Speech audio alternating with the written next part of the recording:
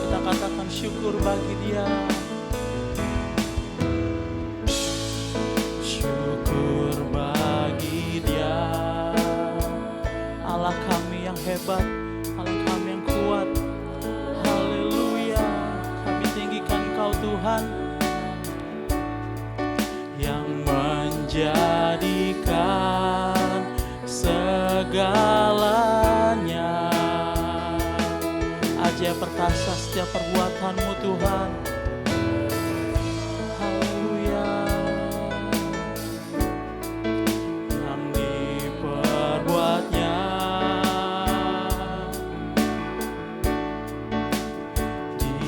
hadapan segala bangsa.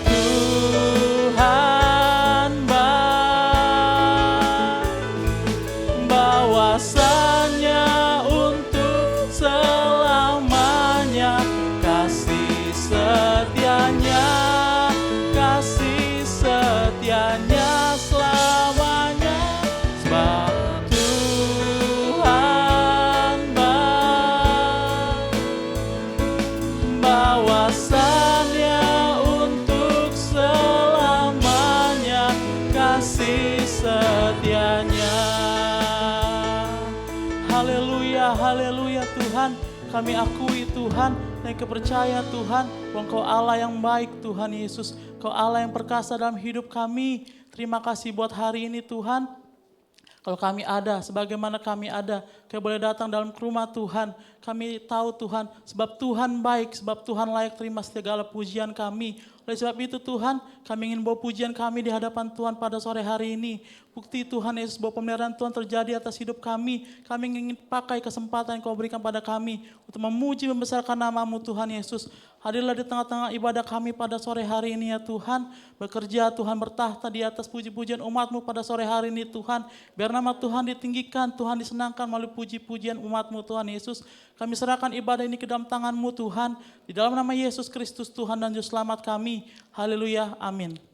Silakan duduk saudara-saudara. Kita masih dalam penyembahan. Kita katakan, Tuhanku rindu masuk dalam hadirat-Mu.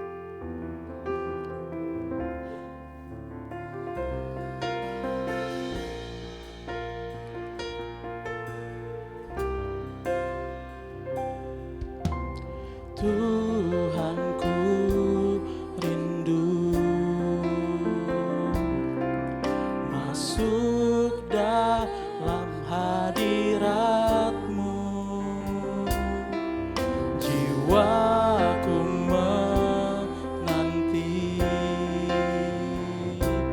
bawaku mendekat kepadamu dalam kemuliaan yang kudus. Tuhanku rindu.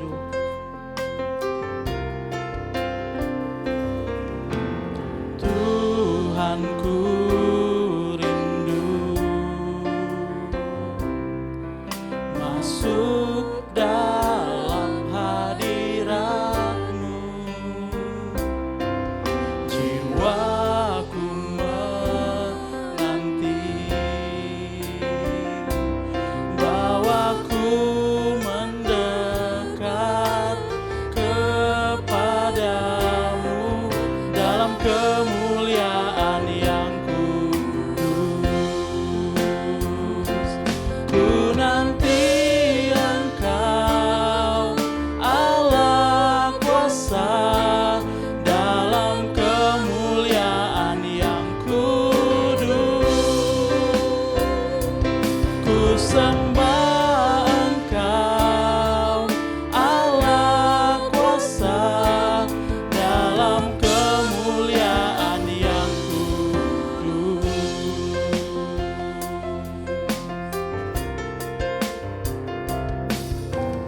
Tuhanku rindu masuk dalam hadirat-Mu.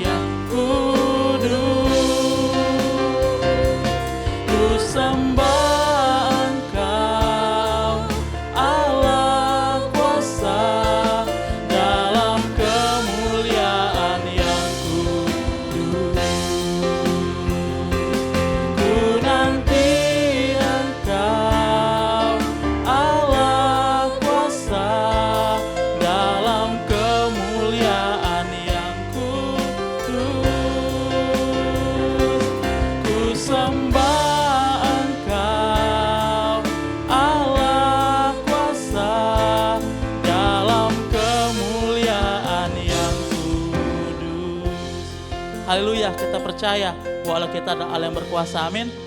Kita akan memuji nama Tuhan. Saya undang semua bangkit berdiri. Kita katakan, datang ke hadirat Tuhan dengan penuh sukacita.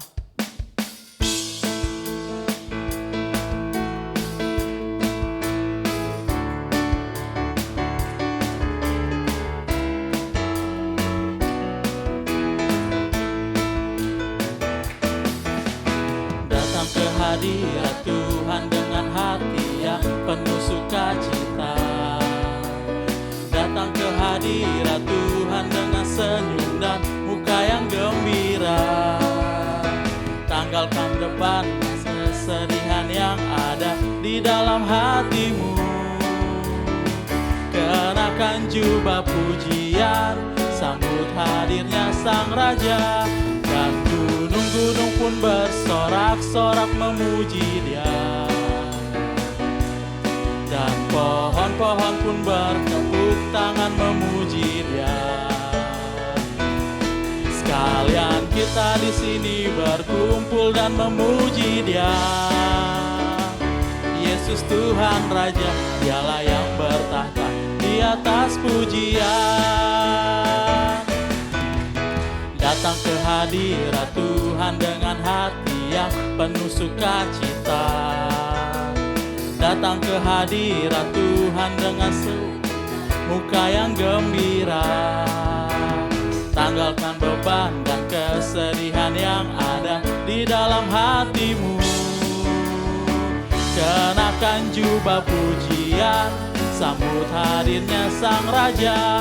Dan gunung-gunung pun bersorak-sorak memuji Dia. Dan pohon-pohon pun bertepuk tangan memuji Dia. Sekalian kita di sini berkumpul dan memuji Dia.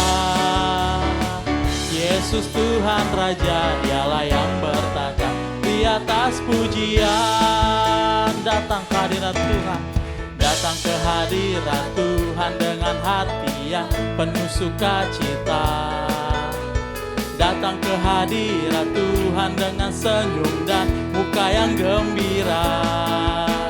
Tanggalkan beban dan kesedihan yang ada di dalam hatimu. Kenakan jubah pujian, sambut hadirnya Sang Raja. Dan gunung-gunung pun bersorak-sorai memuji Dia. Dan pohon-pohon pun bertepuk tangan memuji Dia. Sekalian kita di sini berkumpul dan memuji Dia.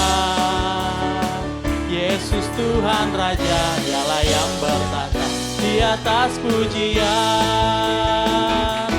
Dan gunung-gunung pun bersorak-sorai memuji Dia. Dan pohon-pohon pun bertepuk tangan memuji Dia. Sekalian kita di sini berkumpul dan memuji Dia. Yesus Tuhan Raja, Dialah yang bertahta di atas pujian. Haleluya. Saudara bersukacita? Haleluya. Tuhan Yesus baik buat saudara. Haleluya. Tuhan Yesus tetap baik buat kita dari sekarang sampai selama-lamanya. Kita sambung pujian kita. Datanglah ke bait-Nya dengan hati yang bersyukur.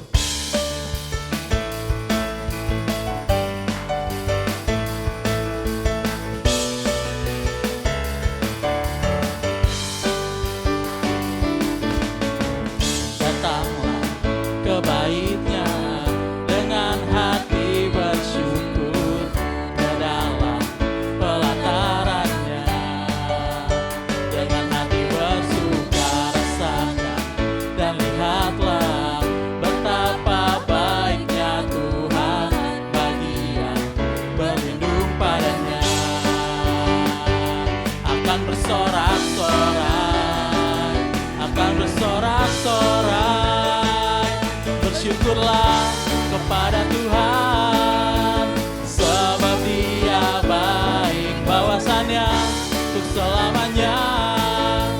Kasih setianya, bersyukurlah kepada Tuhan, sebab Dia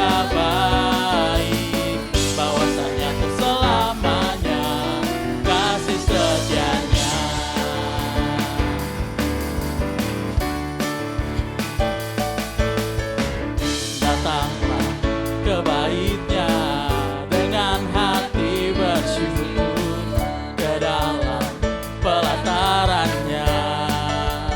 Dengan hati bersuka rasakan dan lihatlah betapa baiknya Tuhan bagi yang berlindung padanya.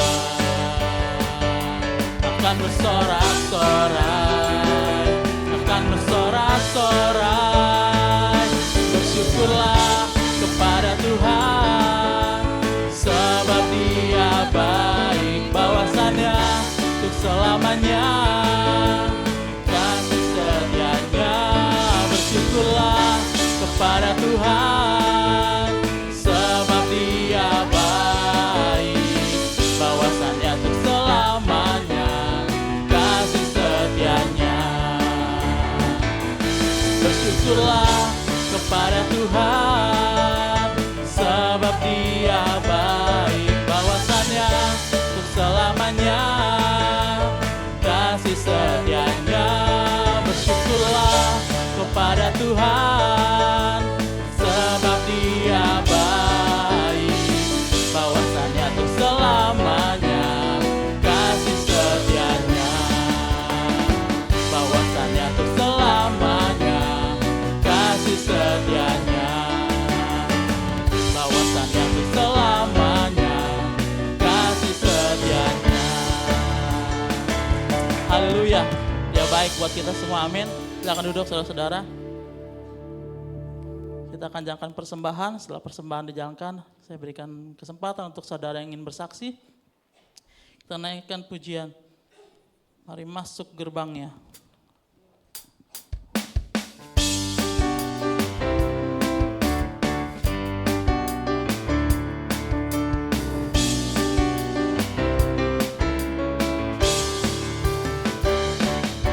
Mari masuk gerbangnya dengan hati bersyukur, halamannya dengan pujian.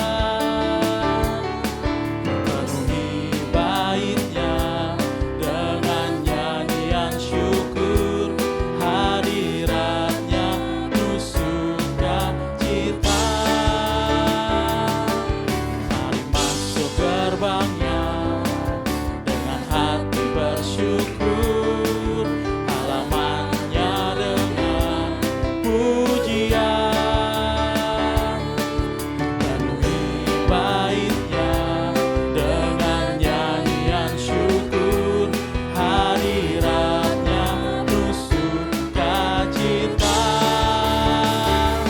Sebab Tuhan Dia baik dan anugerahnya kekal selama-lamanya, amin. Sebab Tuhan Dia baik dan anugerahnya kekal selama-lamanya, amin. Puji Tuhan. Ada saudara yang ingin bersaksi, menceritakan pertolongan kebaikan Tuhan? Tidak ada? Tidak ada. Sebagai kesaksian bersama kita naikkan pujian ini. Mari masuk gerbangnya dengan hati bersyukur.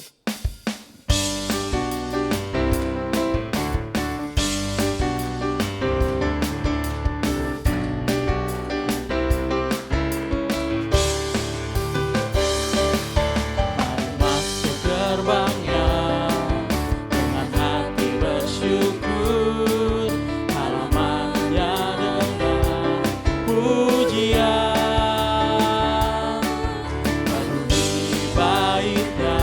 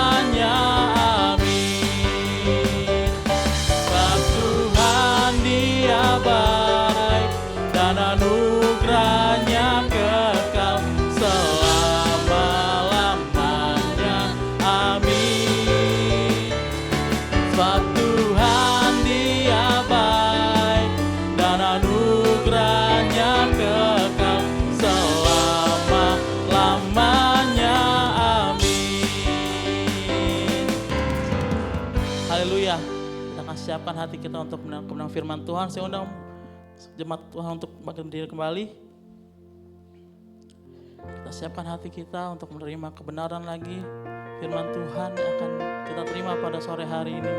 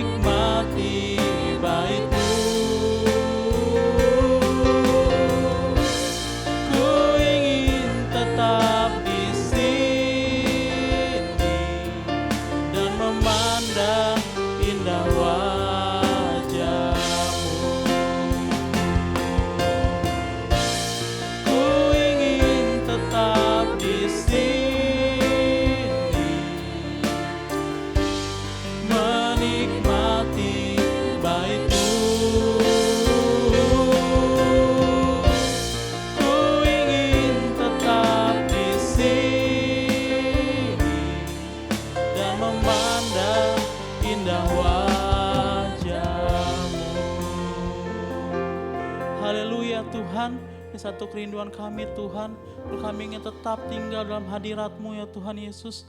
Satu kebanggaan Tuhan, satu kegirangan buat kami, kalau kami tetap tinggal dalam hadirat-Mu Tuhan, berdiam dalam hadirat Tuhan. Terima kasih Tuhan Yesus, terima kasih. Terima kasih buat hadirat-Mu, terima kasih untuk kasih setia-Mu ya Tuhan. Puji-pujian telah kami naikkan di hadapan-Mu ya Tuhan. Kira pujian ini boleh berkenan dan menyenangkan hati-Mu. Kini saatnya lagi Tuhan, kami ingin duduk diam. Kami ingin pakai telinga kami, kami ingin pakai pikiran kami Tuhan Yesus mendengar lagi kebenaran firman-Mu. Biar tetap Allah Roh Kudus bekerja ya Tuhan. Ketika firman itu disampaikan, Roh Kudus itu akan menghidupkan firman-Mu dalam hidup kami ya Tuhan. Dan membuat kami mengerti firman-Mu ya Tuhan Yesus. Pakai setiap kami Tuhan Yesus sehingga firman itu boleh bertumbuh, berakar kuat dalam hidup kami ya Tuhan Yesus. Untuk hamba-Mu yang akan menyampaikan kebenaran firman-Mu ya Tuhan. Kami tahu Tuhan, Kau telah memilihnya Tuhan Yesus. Pakai bibir mulut untuk menyampaikan kebenaran-Mu Tuhan Yesus. Pakai bibir mulut untuk menjadi perpanjangan lidah Tuhan untuk menyampaikan firman hidup kami ya Tuhan Yesus. Berkati Tuhan Yesus, urapan Allah yang maha tinggi ada di atasnya ya Tuhan Yesus. Biar kami yang mendengarnya boleh dikuatkan ya Tuhan Yesus. Kami sambut firman-Mu dalam hati kami ya Tuhan. Kami buka hati kami untuk menerima lagi kebenaran firman-Mu ya Tuhan Yesus. Terima kasih Tuhan, berbicaralah ya Tuhan Yesus pada umat-Mu pada sore hari ini. Kami Sambut firman Tuhan dengan penuh sukacita. Dalam nama Yesus Kristus Tuhan dan Juru Selamat kami. Haleluya, amin. Silakan duduk saudara-saudara.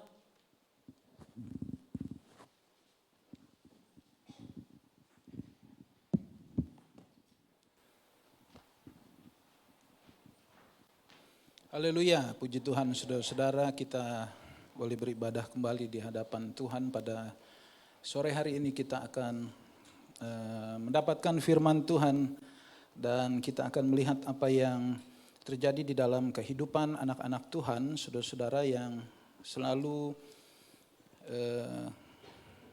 tinggal di dalam Tuhan dan ada roh Tuhan menyertai anak-anak Tuhan yang ada. Kita melihat saudara-saudara di dalam Yakobus 4 ayat yang ke-13 sampai 14. Yakobus 4 ayat 13 dan 14.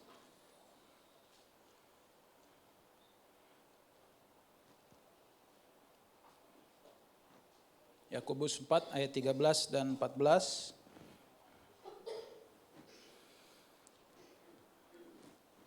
Firman Tuhan demikian. Jadi sekarang kamu yang berkata hari ini atau esok kami berangkat ke kota Anu dan di sana kami akan tinggal setahun dan berdagang dan mendapat untung. Sedangkan kamu tidak tahu apa yang akan terjadi besok. Apakah arti hidupmu? Hidupmu itu sama seperti uap yang sebentar saja kelihatan lalu lenyap. Nah, saudara-saudara, Rasul Yakobus menuliskan ayat-ayat ini bukan untuk menyindir begitu ya, orang-orang yang kepadanya Yakobus menulis. Sebab kalau diperhatikan ayat yang ke-14 ini dikatakan, apakah arti hidupmu? Hidupmu seperti uap yang sebentar saja kelihatan lalu lenyap. Seolah-olah ini Yakobus ya, saudara-saudara. Karena kebanyakan kalau di perjanjian baru firman Tuhan dibawakan oleh Rasul Paulus ya. Jadi keingat Paulus terus. Dituliskan oleh Yakobus seolah-olah begitu ya. Ini ada orang yang dia mau dia mau tunjuk begitu bahwa orang ini seperti uap yang sebentar saja hilang. Tetapi maksud daripada Yakobus bukan demikian, saudara-saudara. Nah, kita perlu memperhatikan apa yang terjadi di dalam zaman Rasul Yakobus pada saat dia melayani sebagai rasul dengan rasul-rasul yang lain begitu ya. Artinya ini zaman atau era setelah Tuhan Yesus naik terangkat ke sorga. Nah, dunia perkotaan penduduk yang ada pada zaman itu di kota manapun saudara-saudara yang sekitar, yang jelas ya pasti di daerah-daerah sana ya. Indonesia saya nggak tahu zaman itu sudah ada atau belum ini ya. Tetapi di daerah sana saudara-saudara di sekitaran tanah Yudea dan sekitarnya lah begitu ya, Roma, Yunani dan seterusnya, ini sudah makin maju. Nah, karena makin maju terutama perkembangan kebudayaan dari orang-orang Yunani. Mereka terkenal dengan sampai zaman sekarang aja banyak ilmu, banyak dalil, istilah saudara-saudara yang diambil dari kebudayaan orang Yunani. Ya, banyak ilmu-ilmu filsafat atau apapun juga dari orang-orang Yunani. Karena mereka memang pintar, cemerlang. Kebudayaan mereka jauh lebih maju dari negara-negara yang lain yang ada pada saat itu. Nah, saudara-saudara, karena kemajuan kebudayaan orang-orang ini kan menyebar begitu ya, sehingga lalu banyak orang-orang yang makin berpendidikan. Kalau kita mengingat Paulus, dia adalah orang yang berpendidikan. Lalu bagaimana Paulus ini dengan pintarnya, kalau kita membandingkan tulisan yang ditulis oleh Paulus dan Petrus murid Tuhan Yesus, saudara-saudara, rasul kedua yang terbesar, yang terbanyak menulis di dalam perjanjian baru, itu tulisan Petrus ini sederhana sekali. Kalau tulisan Paulus ini kayak tulisan orang zaman sekarang sebenarnya, sebegitu pintarnya. Tetapi permasalahannya orang-orang yang ada pada zaman dahulu, saudara-saudara, karena merasa sudah banyak ilmu, dapat ilmu. Kalau harus berdagang rupanya harus hitung-hitungan supaya tidak rugi. Hitung-hitungannya begini ya, memang sederhana tidak seperti sekarang, tetapi artinya sudah mulai mengenal. Sudah mulai berkembang kebudayaan mereka.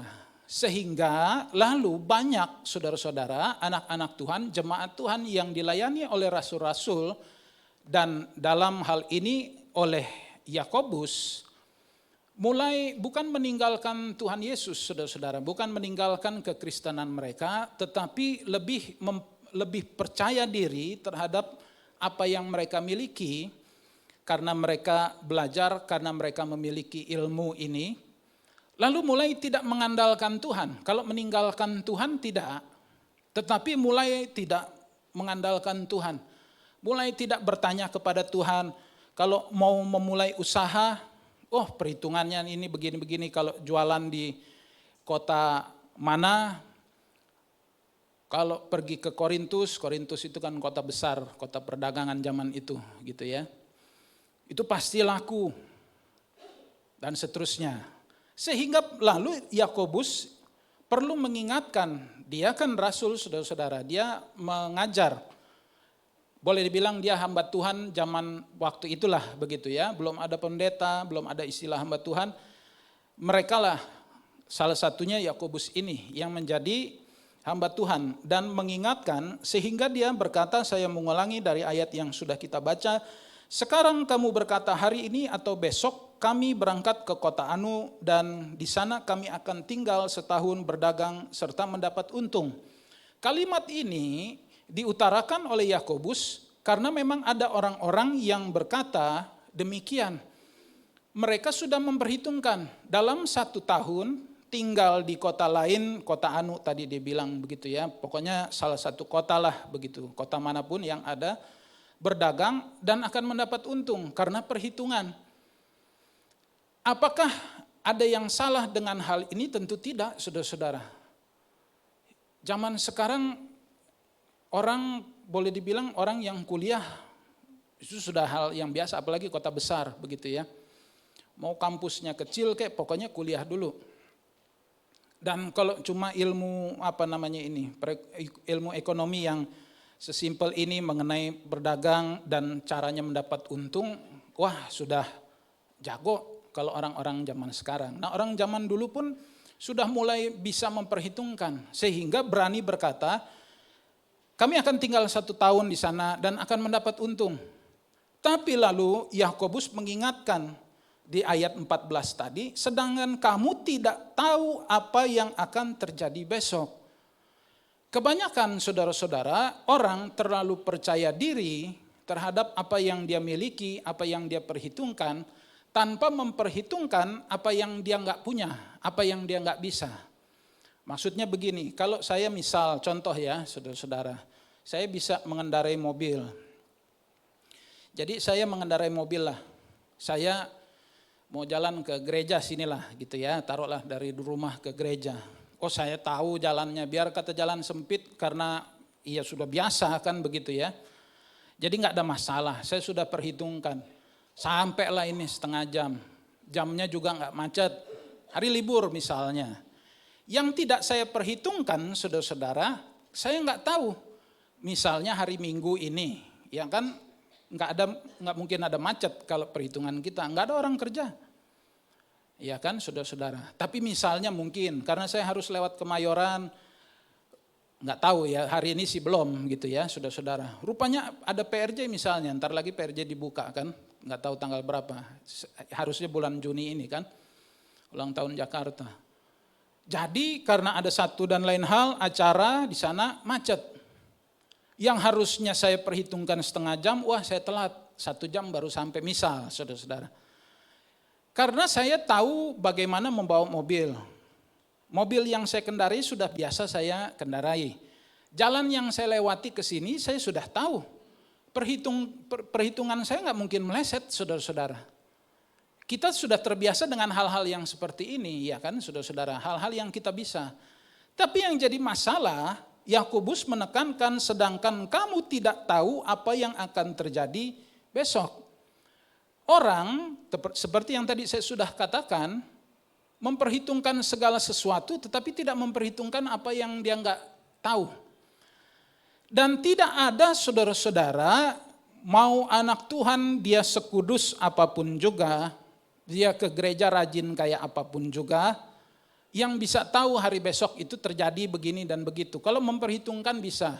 Misal sekarang, wah ini kok harga-harga naik, semuanya naik. Wah ini besok berarti nanti jangan-jangan besok harga yang sembako naik juga nih.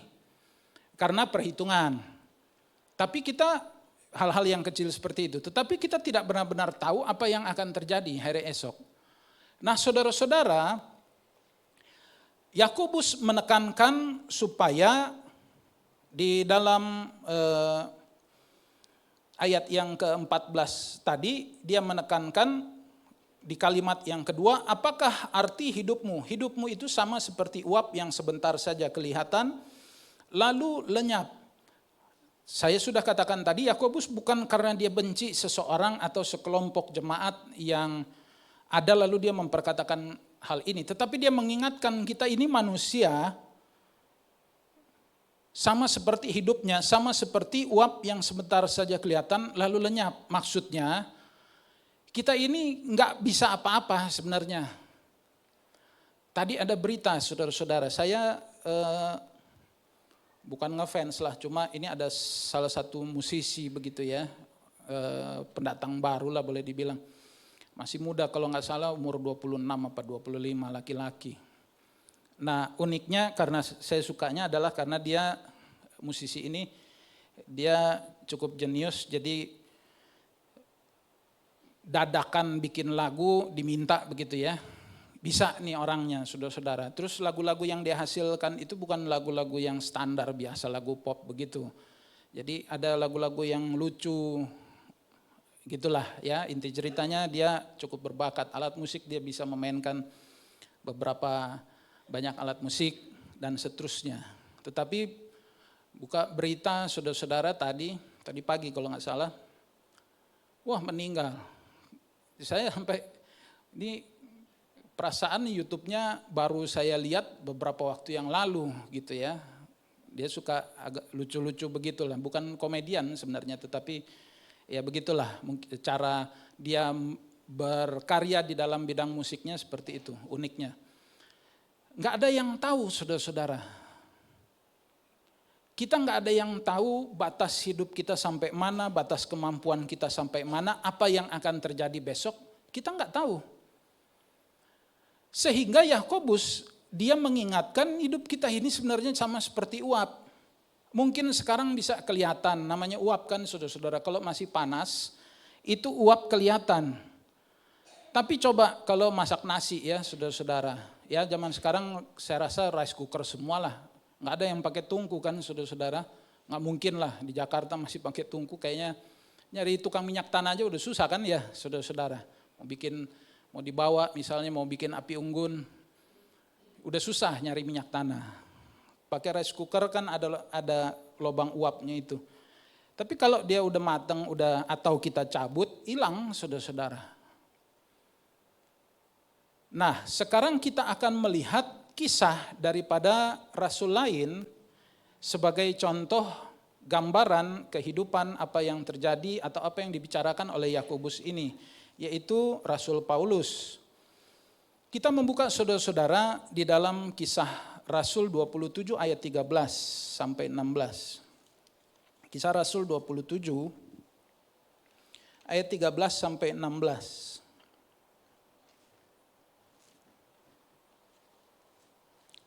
Pada waktu itu saudara-saudara, Paulus berada di dalam keadaan yang tertekan. Ada keadaan yang tidak menyenangkan yang membuat dia tertekan. Dan ini adalah keadaan yang di luar perhitungan manusia. Kisah Rasul 27 ayat 13 sampai 16.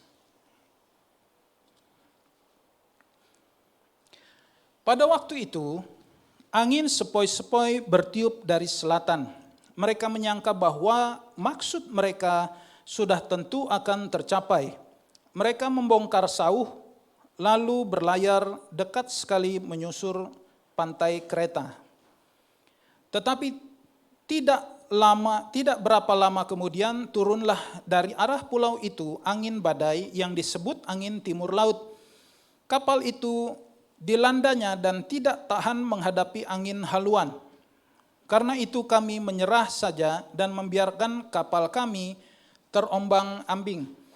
Kemudian kami hanyut sampai ke pantai sebuah pulau kecil bernama Kauda, dan di situ dengan susah payah kami dapat menguasai sekoci kapal itu. Jadi ceritanya saudara-saudara, Paulus satu kesempatan begitu ya, ini dia sebenarnya berada di dalam, dia mau ditangkap ini begitu ya, dia termasuk orang yang ditahan lah begitu ya, karena pemberitaan firman yang ada oleh pemerintah Roma waktu itu kan dicekal, pemberitaan mengenai Tuhan Yesus, Injil dan sebagainya. Nah, dalam ayat yang ke-13 ini saudara-saudara, dikatakan kapal yang ditumpangi oleh Paulus ini dan orang-orang yang lain, ini sesuai dengan perhitungan yang ada. Sebab kalimat di situ ditulis mereka menyangka bahwa maksud mereka sudah tentu akan tercapai, maksudnya untuk berlayar. Sehingga kalimat terakhir dalam ayat 13 itu mereka membongkar sauh lalu berlayar dekat sekali menyusur pantai Kreta. Orang zaman dulu saudara-saudara mengenai membaca tanda alam begitu, sekalipun belum ada BMKG saudara-saudara, mereka cukup pintar memprediksi nih cuaca nanti dalam 1-2 hari bagaimana, apalagi orang-orang laut saudara-saudara. Mereka sudah terbiasa, tahu kapan, kan zaman dulu enggak seperti sekarang musim yang aneh-aneh ya kan saudara-saudara. Tadi kita kalau hari-hari sekarang ini paginya bisa panas terik, sore atau hujan lebat. Bisa begitu kan saudara-saudara. Zaman dulu enggak, kalau musim bulan-bulan seperti ini Juni enggak mungkin ada hujan. Anginnya arah kemana-kemana lah begitu. Sehingga nahkodanya atau apa ini istilahnya ya, kita kan agak awam ini mengenai kelautan. Mereka memperkirakan bahwa ini bisa berlayar, dan lalu di dalam ayat 13 tadi yang sudah kita baca, memang sudah jelas bahwa enggak ada masalah ini dengan cuaca. Tetapi lalu datang pada pembacaan kita di dalam ayat yang ke-14, tetapi tidak berapa lama kemudian turunlah dari arah pulau itu angin badai yang disebut angin timur laut. Saudara-saudara bayangkan di dalam cuma beda satu ayat ini, yang tadinya tenang, lalu timbullah atau datanglah angin badai. Di luar perhitungan kan saudara-saudara. Lalu sampai keadaan ini, sampai di dalam ayat yang ke-15 dikatakan kapal itu dilandanya dan tidak tahan menghadapi angin haluan. Karena itu kami menyerah saja. Jadi udah enggak, bayangkan saudara-saudara sudah enggak. Kalau di kapal laut begitu, dilanda badai, orangnya nyerah itu pasti siap mati saudara-saudara, yang dimaksud begitu. Kita kalau misalnya dorong mobil, aduh nyerah, nggak ada tenaga lagi. Nggak ada masalah, cuma karena kita kurang tenaga aja. Tapi ke orang kalau di laut saudara-saudara sudah menyerah berusaha mengendalikan kapal yang tengah diterjang badai, artinya mereka sudah ya udahlah ini mati. Sebegitunya tidak ada harapan saudara-saudara. Paulus ada di tengah-tengah kapal ini. Apakah Paulus bisa berjalan di atas air seperti Tuhan Yesus? Enggak, saudara-saudara. Sekalipun mungkin urapan terhadap Paulus itu tinggi. Dia tidak pernah melakukan dosa yang seperti Petrus kan berjalan di atas air. Bisa ya, saudara-saudara, karena kuasa daripada Tuhan Yesus. Tapi Petrus kan pernah menyangkal Yesus. Meskipun nantinya dia bertobat. Paulus enggak sampai segitunya. Ketika dia sudah bertobat, dia bertobat sungguh-sungguh. Enggak ada lagi dia macam-macam. Bisa berjalan di atas air? Enggak. Jadi Paulus, saudara-saudara, kalau kapal itu tenggelam, Paulus juga manusia, mati saudara-saudara. Tetapi kita melihat apa yang terjadi, apa yang dilakukan oleh Paulus dan apa yang terjadi terhadap Paulus, karena Paulus adalah anak Tuhan di dalam kapal yang sedang diterjang badai ini. Yang pertama saudara-saudara, Paulus tetap penuh harapan, sementara yang lain putus harapan. Dalam ayat yang ke-15 tadi yang sudah kita baca, di dalam kalimat yang kedua sudah dijelaskan, dituliskan saudara-saudara bahwa mereka menyerah. Jadi ya udah matilah gitu. Bayangin di tengah laut kalau diombang-ambing badai, nyerah ya sudah saudara-saudara. Yang terjadi terjadilah. Nah, kita membaca masih dalam pasal 27 ini, tetapi di ayat yang ke-20 sampai 24. Kisah Rasul 27 ayat 20 sampai 24. Setelah beberapa hari tidak kelihatan matahari dan bintang-bintang, dan angin badai yang dahsyat terus-menerus mengancam kami, akhirnya putuslah segala harapan kami untuk dapat menyelamatkan diri kami. Karena mereka beberapa lamanya tidak makan, berdirilah Paulus di tengah-tengah mereka dan berkata, saudara-saudara, sekiranya nasihatku dituruti supaya kita jangan berlayar dari Kreta, kita pasti terhindar dari kesukaran dan kerugian ini. Sekarang juga dalam kesukaran ini aku menasihatkan kamu supaya kamu tetap bersemangat, sebab tidak seorang pun di antara kamu yang akan binasa kecuali kapal ini. Karena tadi malam seorang malaikat dari Allah yang memiliki aku dan yang kusembah berdiri di sisiku, dan ia berkata, jangan takut Paulus, engkau harus menghadap Kaisar. Sesungguhnya karena rahmat Allah kepadamu, semua orang yang berada bersama engkau di kapal ini akan selamat. Jadi kita melihat saudara-saudara urutannya, Paulus di dalam ayat yang ke-20, dia menjelaskan sama seperti yang tadi kita sudah baca, ini udah gak ada harapan di dalam ayat yang ke-20 tadi ya. Lalu di dalam ayat yang tetapi begitu di dalam ayat yang ke-22, Paulus mengatakan saudara-saudara, tapi sekarang juga dalam kesukaran ini aku menasihatkan kamu supaya kamu tetap bersemangat, sebab tidak seorang pun di antara kamu yang akan binasa. Paulus saudara-saudara, dia memiliki pengharapan yang penuh terhadap Tuhan Yesus. Paulus di dalam keadaan yang terombang-ambing di tengah kapal yang kena badai, udah tanpa harapan ini saudara-saudara.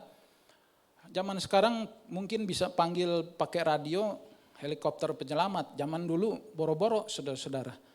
Lampu, kalau lampu sorot itu ya. Lampu sorot itu aja nggak ada buat ngasih kode ke kapal lain atau kemana. Apalagi boro-boro radio. Jadi kalau ada masalah di tengah laut saudara-saudara, terombang-ambing, ya sudah, usaha sendiri, kalau bisa selamat syukur begitu.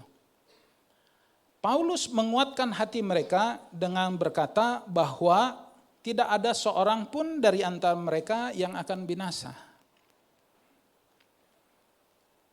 Tapi masalah terombang-ambing di badai, Paulus mengalami saudara-saudara. Dia bukan karena kapalnya sedang terombang-ambing, lalu dia keluar dari kapal karena dia bisa berjalan di atas air seperti Yesus dan Petrus. Lalu dari atas air itu dia menasehati orang, enggak saudara-saudara. Paulus menasehati atau menguatkan orang-orang lain di dalam kapal itu dalam keadaan yang sama seperti orang-orang yang ada di dalam kapal itu. Dalam keadaan yang tertekan, dalam keadaan yang hendak menyambut kematian. Karena sudah tidak bisa berbuat apa-apa lagi. Kita melihat di sini, saudara-saudara, Paulus tetap memiliki harapan sekalipun tidak ada lagi harapan. Dalam kehidupan anak-anak Tuhan zaman sekarang, saudara-saudara, tidak sedikit daripada anak-anak Tuhan yang ada, karena dunia yang tergoncang, dunia yang sedang tidak baik-baik saja, anak-anak Tuhan yang karena ada di dalam dunia ini, kita sama seperti orang-orang lain, kita juga mengalami hal-hal tersebut. Indonesia, saudara-saudara, kalau mengalami krismon, bukannya anak-anak Tuhan itu bebas dari krismon, saudara-saudara. Ya, kita kena juga. Kalau harga-harga naik, anak-anak Tuhan bukan belanja keperluan dapur, keperluan hari-hari, belanja untuk makanan hari-hari di pasar dikasih diskon 50%, enggak, saudara-saudara. Saudara mau keluarin KTP saudara yang menerangkan saudara orang Kristen, saudara mau bawa Alkitab, enggak akan mempan. Kalau harga listrik naik, harga PAM naik, di rumah kita bayar juga naik, saudara-saudara. Kalau harga cabai, ya kemarin sempat turun kan ya. Kalau harga cabai naik lebih daripada harga daging 1 kilonya maksudnya, kita juga mengalami sebagai anak-anak Tuhan, enggak ditanya sama yang jualan, orang Kristen bukan? Iya, kalau orang Kristen bebas dari masalah, bebas dari harga mahal, saya kasih 50% diskon. Enggak ada, saudara-saudara. Tetapi sebagai anak-anak Tuhan, kita tidak boleh kehilangan pengharapan terhadap kehidupan kita. Karena sudah pasti, saudara-saudara, ada Tuhan yang membela kita. Mungkin kita bisa berkeluh kesah dalam artian, aduh kok jadi begini ya, sekarang nggak enak ya. Mungkin kalau dulu 10 tahun, 15 tahun lalu, bahkan mungkin sampai 20 tahun lalu, nggak usah 20 tahun lalu lah, mungkin kejauhan, 10-15 tahun lalu, kayaknya hidup lebih gampang ya. Sekarang kok susah, megang duit 100.000, itu nggak ada harganya begitu, bukan 100.000 nggak ada harganya, saudara-saudara. Tetapi kayak cuma megang 100.000 ya ilah, beli makan 1 hari aja, ini itu keperluan nggak cukup. Kayaknya kok gampang habis kita megang uang, kok nggak enak. Mungkin dalam hati kita bisa merasakan atau mengatakan berkeluh kesah seperti itu. Aduh, sekarang kok nggak enak begini ya. Tetapi bukan berarti lalu kita sama seperti orang-orang dunia yang kehilangan pengharapan. Kalau kayak begini mah, aduh saya mati aja lah Tuhan. Nggak ada pertolongan lagi. Atau itu kalau udah sepasrahnya seperti itu dengan tidak menghargai nyawa sendiri. Ada orang-orang kan seperti itu, saudara-saudara, karena sudah terlalu susahnya, udahlah mati aja. Atau justru malah bertindak kriminal. Wah, kalau kayak begitu saya nyolong aja lah. Dari orang-orang yang kaya, kayak pokoknya apa saya nyolong. Ya kalau enggak saya enggak bisa bertahan hidup. Saya curang aja deh. Mungkin usaha, dagang, atau bekerja. Korupsi aja lah. Kalau enggak bisa bertahan hidup. Kita bukan orang-orang yang demikian, saudara-saudara. Seperti orang yang kehilangan pengharapan atau enggak punya pengharapan. Sebaliknya justru kita harus menguatkan diri kita sendiri dan orang lain tentunya yang ada di sekeliling kita yang terkait dengan kita. Bahwa kalau memang percaya di dalam Tuhan, sebab tadi Paulus dia menerangkan bahwa dia sempat menerangkan kepada orang-orang di kapal itu, ada malaikat Tuhan datang kepada saya tadi malam. Dikatakannya bahwa kita akan baik-baik aja. Ini adalah janji daripada Tuhan. Kita mungkin tidak, atau kita mungkin bisa berkata begini. Itu Paulus, dia didatengin malaikat Tuhan. Saya enggak didatengin malaikat Tuhan semalam atau kemarin lusa atau minggu yang lalu, bulan lalu. Saya enggak didatengin malaikat Tuhan. Enggak ada yang berkata-kata kepada saya. Saudara-saudara, firman Tuhan disampaikan kepada kita setidak-tidaknya 1 minggu 1 kali kalau saudara ke gereja hari Minggu, iya kan? Kalau saudara mengikuti ibadah-ibadah yang lain, ya artinya lebih dari 1 minggu, lebih dari 1 kali dalam 1 minggu. Apa isi daripada firman Tuhan ini bukan janji Tuhan? Masa perlu malaikat? Mungkin hamba Tuhan yang menyampaikan firman Tuhan ini atau yang bertugas menyampaikan firman Tuhan ini bukan malaikat. Tetapi intinya perkataan daripada Tuhan, saudara-saudara, firman Tuhan ini. Yang malaikat sampaikan kepada Paulus adalah perkataan daripada Tuhan. Nggak pernah ada malaikat Tuhan itu mau nyamperin seseorang manusia begitu ya. Karena dia cuma emang mau ngobrol, nggak ada saudara-saudara. Malaikat nggak segabut itu. Nah, kalau kita kan iseng gitu ya, nggak ada kerjaan ngajak ngobrol teman. Malaikat nggak begitu saudara-saudara. Kalau dia datang kepada seseorang, di dalam Alkitab saudara boleh cari mengenai malaikat yang menyampaikan atau datang kepada manusia, selalu menyampaikan pesan daripada Tuhan. Menyampaikan pesan daripada Tuhan adalah firman Tuhan, saudara-saudara. Dalam kehidupan kita nggak perlu ada malaikat, atau ya kalau Tuhan mau malaikat datang pada saudara itu kan ya terserahnya Tuhan begitu ya. Maksudnya tetapi adalah kita jangan mengabaikan firman Tuhan yang kita terima setiap kita beribadah. Itu adalah perkataan Tuhan yang disampaikan kepada kita, dan berapa banyak firman Tuhan yang sebenarnya saudara-saudara mengandung kekuatan untuk menguatkan kita, untuk membuat kita bertahan di dalam kehidupan ini. Jadi artinya ini sama saja. Nah, kalau kita sudah menerima firman Tuhan, setidaknya seperti sore hari ini firman Tuhan yang disampaikan kepada kita semua, artinya saudara-saudara kita bisa berpegang teguh bahwa kalau memang ada masalah, kalau di tengah-tengah badai, artinya Tuhan tetap mau menyelamatkan saya. Dia tidak akan membiarkan saya. Keteguhan ini saudara-saudara dan pengharapan yang teguh ini harus kita jadikan prinsip di dalam kehidupan kita. Supaya kalau kita dilanda badai dalam kehidupan ini, mungkin sekarang belum terasa, bukan nyumpahin ini ya saudara-saudara. Tapi mungkin besok-besok kalau, ya jangan sampai lah, siapa sih yang mau susah, ya kan saudara-saudara. Meskipun nanti mungkin kita lulus ujian seperti Ayub, tapi kan siapa yang mau dalam keadaan seperti Ayub, iya kan saudara-saudara. Mungkin Ayub kalau masih hidup diwawancara, bagaimana Ayub kemarin lulus, mau ulang lagi enggak? Saya yakin dia enggak mau saudara-saudara. Susah kan, nggak enak dong, sakit, anaknya mati, harta bendanya hilang semua. Iya kan, saudara-saudara, nggak ada yang mau hidup dalam pencobaan. Tetapi andai kata itu datang, karena memang keadaan dunia yang tidak menentu, kita harus pertahankan dan harus bertahan di dalam Tuhan. Dalam pengharapan kita yang teguh, sama seperti yang Paulus lakukan. Lalu saudara-saudara, kalau kita melihat di dalam ayat yang masih di dalam Kisah Rasul 27 ini, tapi dalam ayat yang ke-33 sampai 36 kita melihat. Kisah Rasul 27 ayat 33 sampai 36. Menjelang fajar, Paulus mengajak semua orang untuk makan. Katanya, sudah 14 hari kamu menanti-nanti saja, menahan lapar dan tidak makan apa-apa.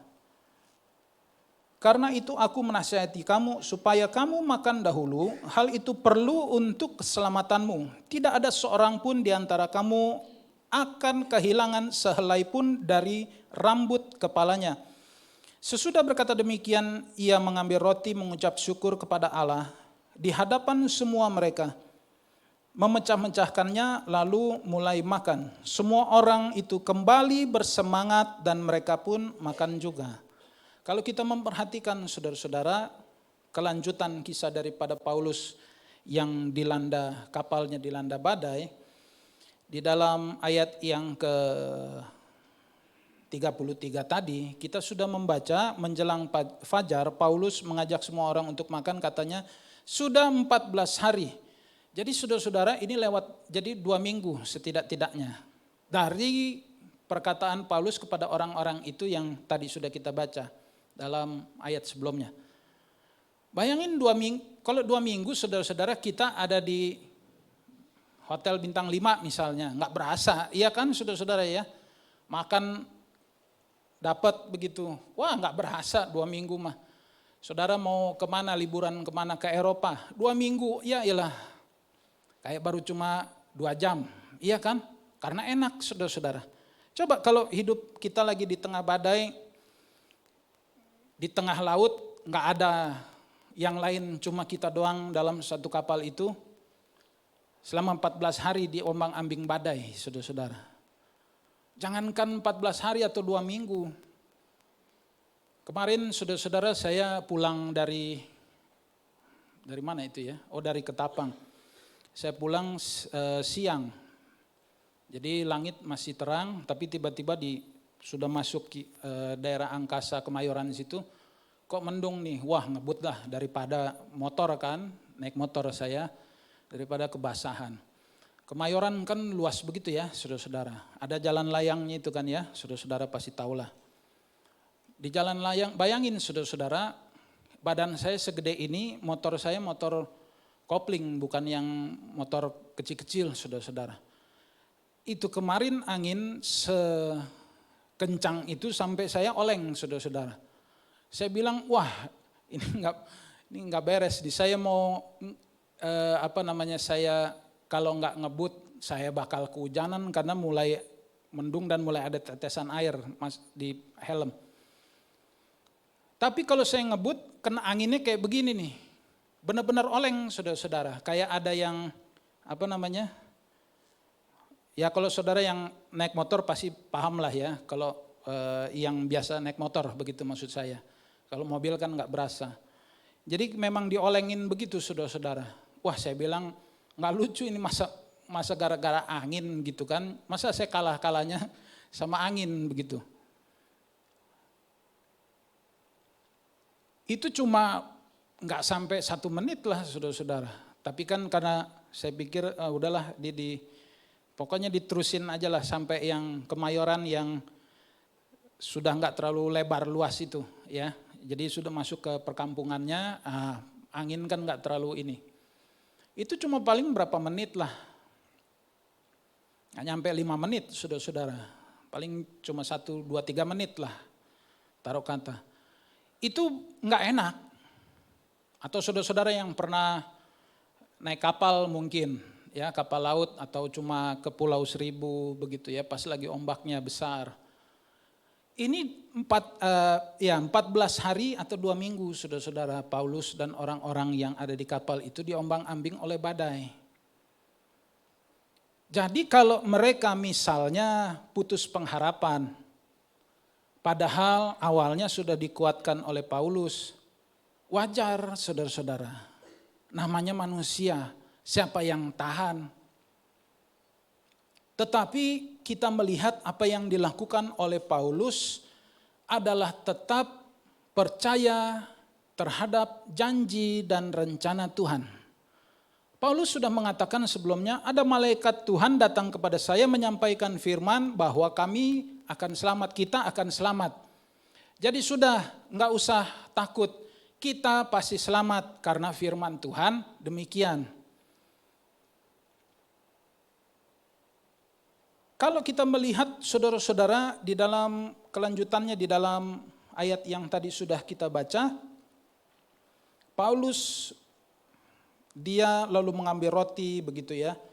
Dia memberikan kepada orang-orang yang ada, dan di dalam ayat yang ke-36 yang tadi kita sudah baca, semua orang itu kembali bersemangat dan mereka pun makan juga. Paulus tetap pada rencana Tuhan, karena dia tahu Tuhan gak mungkin bohong. Ini udah lewat, ini udah 14 hari. Kayaknya kok Tuhan gak nolong-nolongin, udah 2 minggu ini di tengah badai. Kok Tuhannya seperti gak ada pertolongan daripada Tuhan. Paulus gak ngomong begitu saudara-saudara. Sebaliknya dia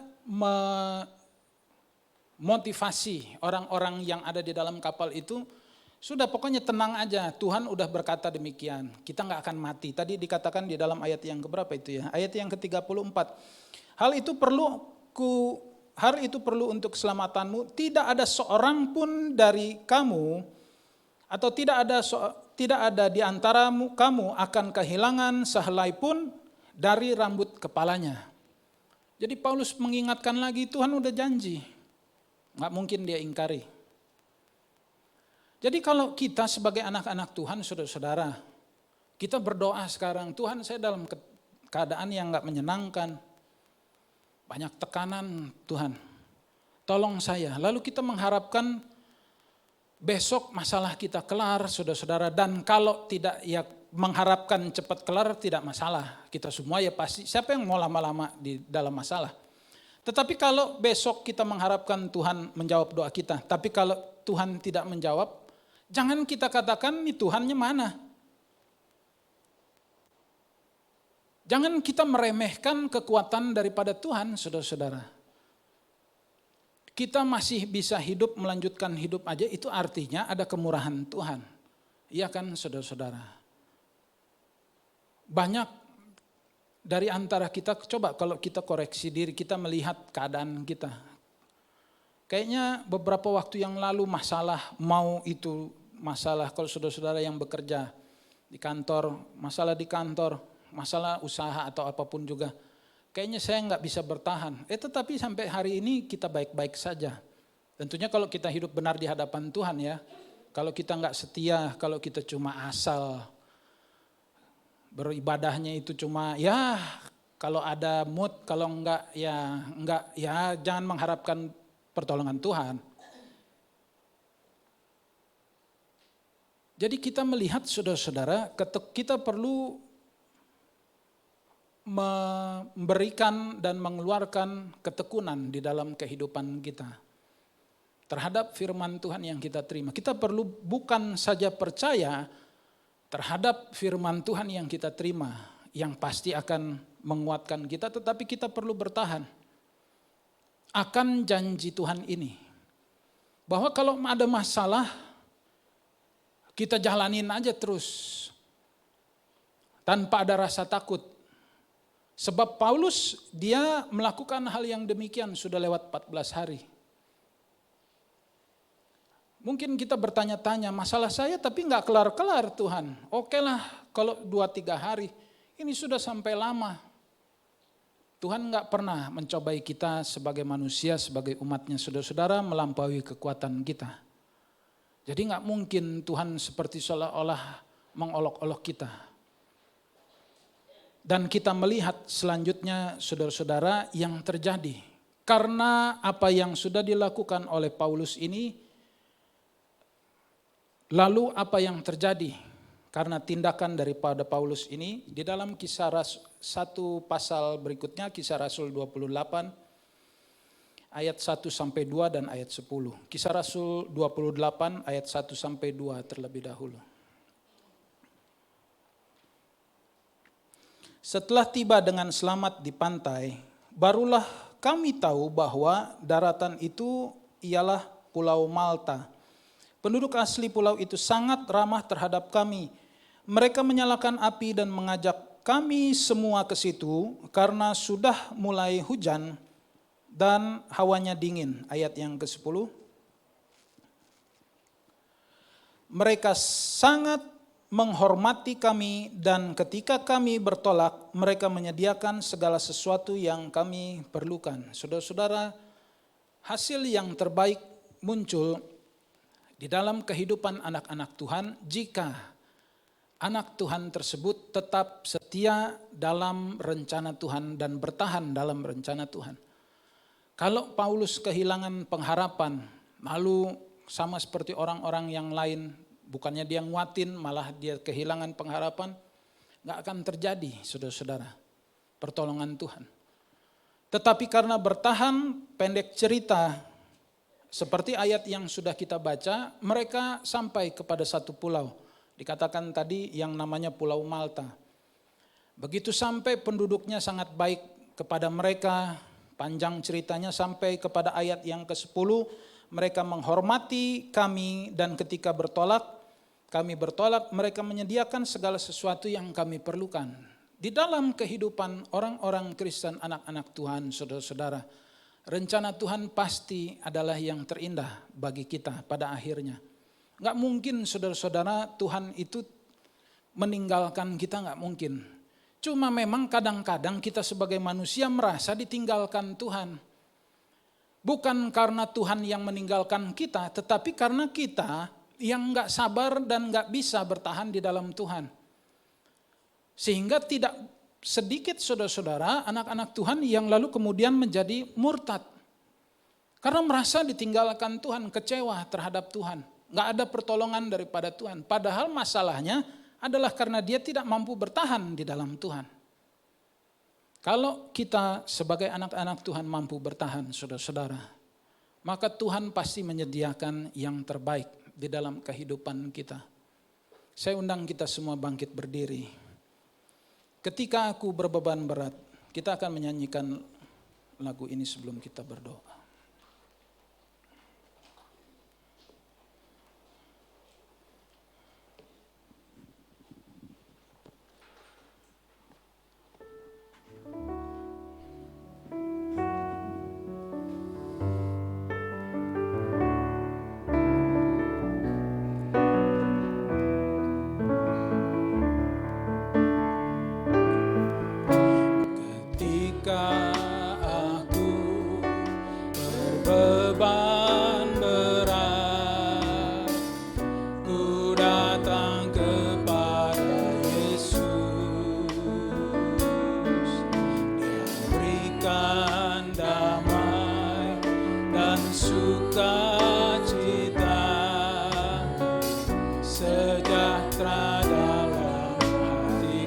Ketika aku berbeban, ketika aku berputus asa,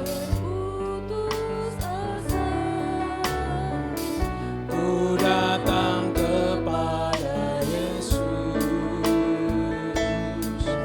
Dia bebaskanku dan lepaskanku. Kini aku jadi baru.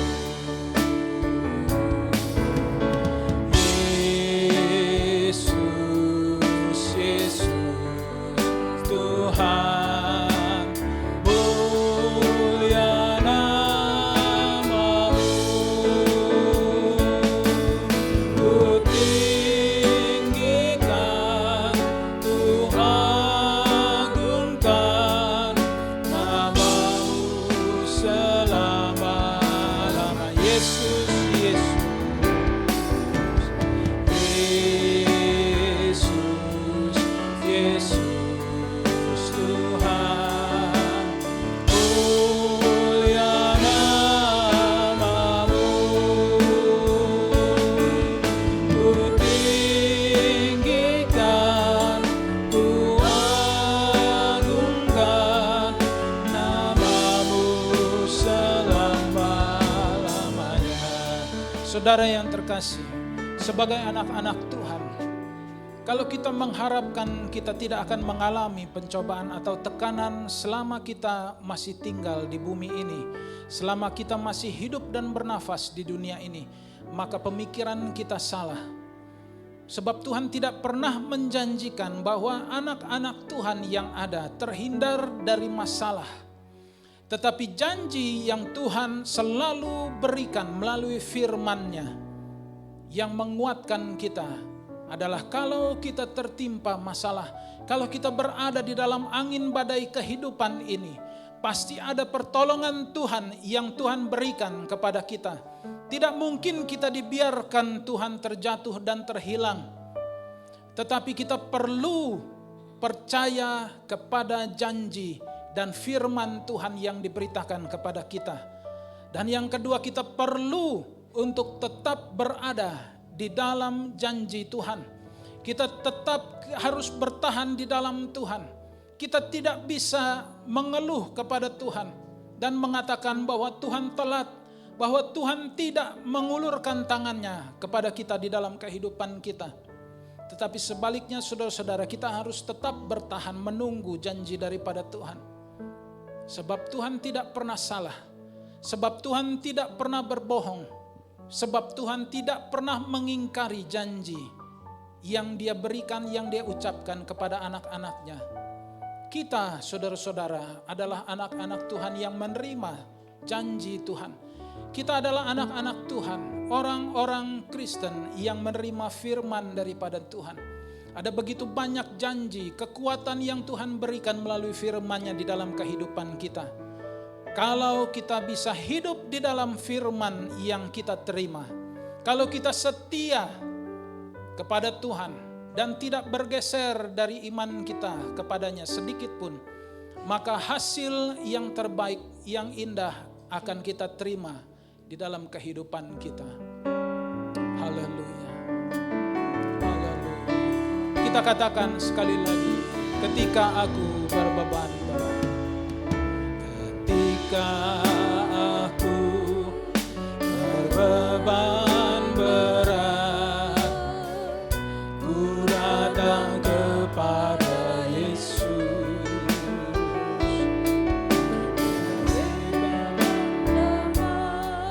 Dan sukacita